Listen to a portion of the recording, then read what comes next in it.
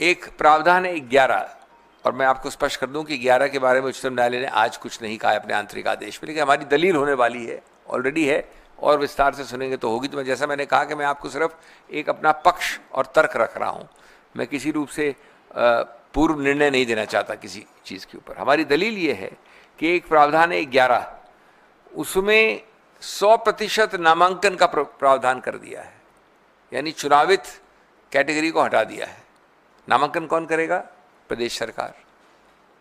जब 100% नामांकन होगा तो क्या रही स्वायत्तता की नाम, क्या रहा संस्थापिक स्वायत्तता, क्या रहा स्वतंत्रता? ये एक मुद्दा है।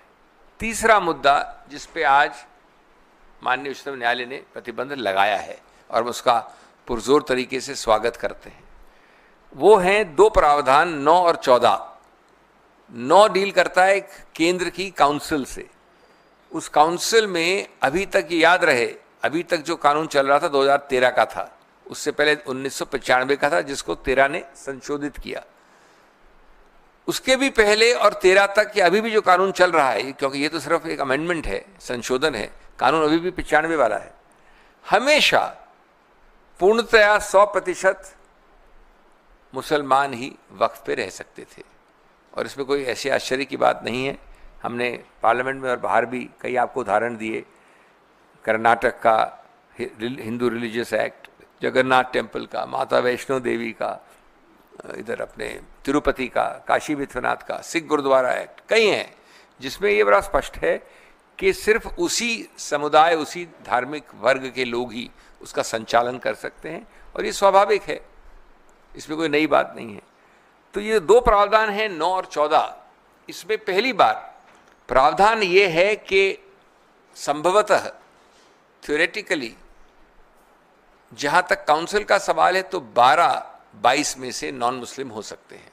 मैं आपको संक्षिप्त में बता रहा हूँ कि है तो प्रावधान बड़ा लंबा चौड़ा और विकसित, लेकिन 22 टोटल हो सकते हैं, उसमें से 12 तक नॉन मुसलमान हो सकते हैं। केंद्रीय काउंसिल जो है वक्फ। जो दूसरा प्रावधान है 14 नंबर, वो बोर्ड्स के बारे में है। बोर्ड्स में 11 में से 7 नॉन मुसलमान हो सकते हैं। ये मुसलमानों की बात नहीं हो रही है, ये बात हो रही है कि अपनी संस्था को स्वायत्तता के साथ अपने समुदाय द्वारा, अपने धार्मिक वर्ग द्वारा चलाया जाए। और जो पिछले 70, ये पहला जो एक्ट है वक्फ का कानून, वो 1913 में आया था, फिर 23 में आया, फिर 95 में आया, फिर 13 में फिर संशोधित हुआ 2013 में, 1913 में, 100 वर्ष से ज़्यादा पहले। कभी ऐसा नहीं हुआ जो 9 और ये 14 वाले प्रावधान कहते हैं। और आप आज कल भी हमने दलील की, पक्ष रखा उच्चतम न्यायालय के सामने, कुछ प्रश्न उत्तर भी हुआ, जो आज रिपोर्ट भी हुआ है कि क्या आप सिख गुरुद्वारा एक्ट में किसी और मुसलमान को डालेंगे, क्या वैष्णो देवी श्राइन में किसी मुसलमान को बिठाएंगे, इत्यादि इत्यादि। और बड़े अजीबोगरीब प्रावधान है। एक प्रावधान है कि अगर 100% हम लोग 100% लोग हैं, अविश्वास मत करें इस आदमी के ऊपर जो हमारा अध्यक्ष है, बोर्ड का अध्यक्ष ये है, हम लोग सब 100% अविश्वास मत डाल दें इसके ऊपर, उसको हटा नहीं सकते जब तक कि सरकार नहीं हटाए उसे। इसमें क्या गणतंत्र रहा, लोकतंत्र रहा, स्वायत्त रहा? अपने आदमी को अपने आप चुनना या उस पर विश्वास होना कहाँ रहा? इसी प्रकार से सीईओ, ये मजाकिया प्रावधान है, मजाकिया है, मुस्लिम वक्फ बोर्ड का सीईओ भी नॉन मुसलमान हो सकता है।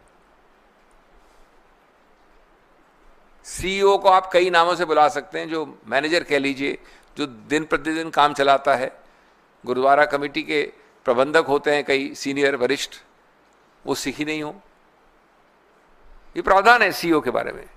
और ये बता दूं मैं आपको कि पहले सब प्रावधान इसमें विपरीत थे इसके। एक सबसे महत्वपूर्ण प्रावधान, तो अभी तक जितना मैंने बोला उसमें 2 मामलों में उच्चतम न्यायालय ने प्रतिबंध लगाया है आज। अभी तक जितना मैंने बोला उस पर बात कर रहा हूं, 9 पे और 14 पे, और कहा है कि 9 और 14 की जो आज की स्थिति है, अस्तित्व है, उसको आप अगली तारीख तक या आगे तक, जब तक की अनुमति नहीं आए कोर्ट की या बदलाव नहीं आए इस आंतरिक आदेश में, तब तक आप उनके अस्तित्व को नहीं बदल सकते। नियुक्तियां या रिक्त स्थान को भरना या अदला बदली करना नहीं कर सकते आप। तो इन 2 पे तो आज ही हो गया है। एक